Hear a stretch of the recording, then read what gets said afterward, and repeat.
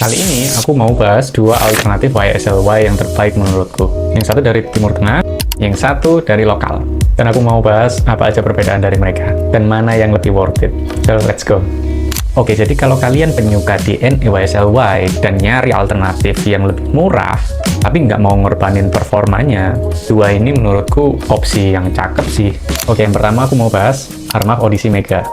Waktu pertama kali aku sniff Odyssey Mega, aku tuh sebenarnya agak kaget ya, karena dia itu bisa semirip itu sama YSLY. Tapi perbedaan yang bisa aku tangkap di hidungku adalah dia itu lebih dominan citrus dan ginger. Di Odyssey Mega ini dia itu lebih kenceng di citrus dan minty kayak gitu sih. Dan di opening, kalian bisa ngecium ginger yang lumayan kenceng, jadi dia itu agak kasar memang. Tapi kalau kalian familiar sama Armaf, mereka tuh kayaknya memang cara mainnya kayak gitu deh. Tipikal harsh di opening, tapi dia akhirnya makin soft di dry down. Aroma khas apple body wash gitu dari YSLY, kalian bisa dapetin jelas banget di sini. Dan menurutku, di Odyssey Mega, dia itu lebih manis sedikit. Untuk XPL-nya, dia projection-nya lumayan kencang, dan ketahanan bisa sampai 6 jam di kulitku. Jadi makanya tiap aku pakai Odyssey Mega, aku tuh kombinasiin 6 kali spray juga di baju dan 6 kali di kulit. Jadi dia bisa perform dengan cukup baik. Dan harganya 320.000. Jadi menurutku ini cakep sih ya. Yang kedua, kita bahas yang lokal, Mandalika No. 1. Dengan wangi yang mirip banget, tapi di sini dia itu lebih musky dan cedarwood-nya lebih smooth menurutku.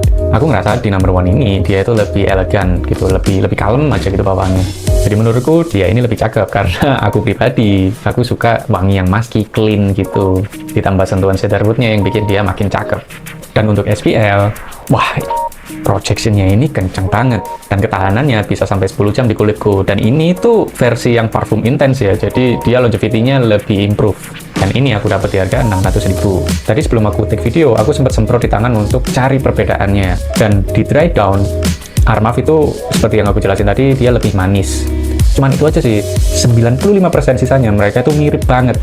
Dan aku punya sampel YSLY. Ketika aku semprot ketiganya di tanganku, seriously, aku nggak bisa tangkep perbedaannya. Mungkin hidungku yang kurang nangkep, atau memang mereka semirip itu.